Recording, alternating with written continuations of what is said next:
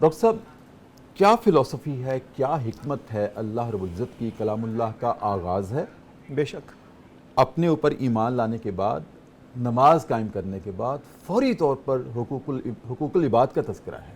بے شک پہلے حقوق اللہ کی بات تھی، نماز حقوق اللہ میں سے ہے، بے شک اور انفاق فی سبیل اللہ حقوق العباد کی عبادت ہے۔ ڈاکٹر صاحب، ایک تو انفاق کے ساتھ فی سبیل اللہ کی شرط کیوں ہے، بالکل صحیح سر۔ اور دوسری بات یہ ہے کہ اس میں حکمت کیا ہے اس ہیرارکی کی، ایمان، نماز اور انفاق؟ بہت شکریہ سر، آپ نے دوبارہ موقع دیا ہے کہ میں قرآن کے حوالے سے کچھ معروضات پیش کر سکوں۔ ارشاد۔ سر، یہ بڑی بنیادی آیات ہیں کیونکہ یہاں سے قرآن کا آغاز ہو رہا ہے، صحیح۔ اور اگر یہاں سمجھنے میں کوئی پریشانی ہو گئی تو قرآن پاک کی تفہیم جو ہے وہ صحیح معنوں میں ممکن نہیں ہو سکتی۔ کیا بات ہے، کیا بات۔ تو آپ دیکھیے کہ یہ قرآن راہ ہدایت کھولتا ہے جن لوگوں پہ، ان میں یہ خصوصیات ہونی چاہیے۔ ایمان بالغیب، جس میں شہادتین یعنی حضور پاک صلی اللہ علیہ وسلم کی رسالت، اللہ تعالیٰ کی وحدانیت، اس کے بعد پھر نماز، اور پھر انفاق کا فوراً ذکر اس لیے آیا ہے کہ دیکھیے، جیسے میں نے کل عرض کیا تھا کہ نماز ستون ہے دین کا۔ سبحان اللہ۔ تو آپ سمجھتے ہیں کہ ستون بذات خود بلڈنگ نہیں ہوتا، اس کو قائم کرتا ہے، واہ۔ اور اسی طرح سے وہ مقصد بذات خود نماز نہیں ہوتی، وہ آپ کو کسی اور مقاصد کے لیے تیار کرتی ہے۔ اللہ۔ وہ آپ کی طہارت کے ذریعے، آپ کی تنظیم کے ذریعے، آپ کی صف بندی کے ذریعے آپ کو تیار کرتی ہے مخلوق خدا کی خدمت کے لیے۔ سبحان اللہ۔ ورنہ وہ، جیسے اقبال نے کہا تھا کہ تیرا امام بے حضور،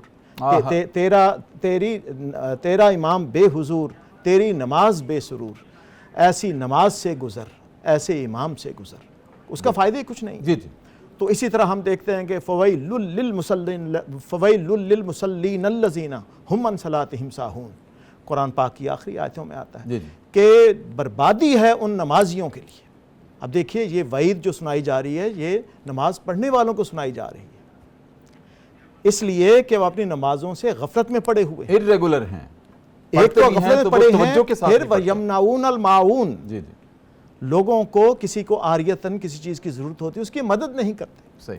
تو اصل میں تو نماز آپ کے اندر درد مندی پیدا کر رہی ہے، لوگوں کی مدد کا جذبہ پیدا کر رہی ہے، تو یہیں سے یہ چیز اس کے ساتھ منسلک ہو جاتی ہے، مربوط ہو جاتی ہے، لوگوں کی مدد کرنا۔ انفاق جو ہے نا سر، یہ بہت ایک وسیع ٹرمنالوجی ہے جو قرآن پاک میں بار بار استعمال ہوتی ہے۔ کچھ انفاق ہیں جو کہ واجبات کا درجہ رکھتے ہیں، اچھا، جو آپ نے لازمی کرنے ہیں، ان کے بغیر آپ گناہ گار ہو جاتے ہیں۔ جیسے دیکھیں، اقامۃ الصلاۃ اور ایتاء الزکوٰۃ، جہاں ذکر آتا ہے وَأَقِیمُوا الصَّلَاةَ وَآتُوا الزَّکَاةَ، یہ قرآن پاک میں غالباً 68 مرتبہ یہ ذکر دونوں عبادتوں کا ساتھ آیا ہے۔ صحیح۔ اس لیے کہ ہم کہتے ہیں کہ یہ روحانی عبادات ہیں، یہ بدنی عبادات ہیں، لیکن جس طرح آپ نے تقسیم کی کہ یہ حقوق اللہ ہیں، یہ حقوق العباد ہیں۔ حقوق اللہ کی عبادات، مزیدار بات یہ ہے، اللہ تعالیٰ کو آپ کی عبادات کی، میری عبادات کی کوئی غرض اور احتیاج نہیں ہے۔ پوری دنیا کے مسلمان، پوری دنیا کے لوگ اگر مسلمان ہو جائیں، اللہ تعالیٰ کی کبریائی میں رتی برابر اضافہ نہیں ہوتا۔ بالکل۔ پوری دنیا کے لوگ کافر ہو جائیں تو اس کی خدائی میں رتی برابر کمی واقع نہیں ہوتی۔ بالکل۔ تو پھر اللہ تعالیٰ ہم سے نمازوں کے ذریعے، اور جو 5 دفعہ ہم اس کے حضور سجدہ ریز ہوتے ہیں، اس سے چاہتا کیا ہے، مطلوب کیا ہے نماز کا؟ صحیح۔ مطلوب یہ ہے کہ مخلوق خدا کی خدمت کرنی ہے، ہمیں تو ان سے ہے پیار جن کو خدا کے بندوں سے پیار ہوگا۔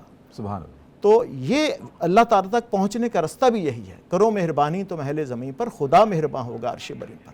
صحیح۔ تو حکمت نماز بھی یہی ہے، حکمت دین بھی یہی ہے کہ اگر آپ لوگوں کے کام نہیں آتے، اور اس میں کام آنے کی بہترین جو شکل ہے وہ لوگوں کو کھانا کھلانا،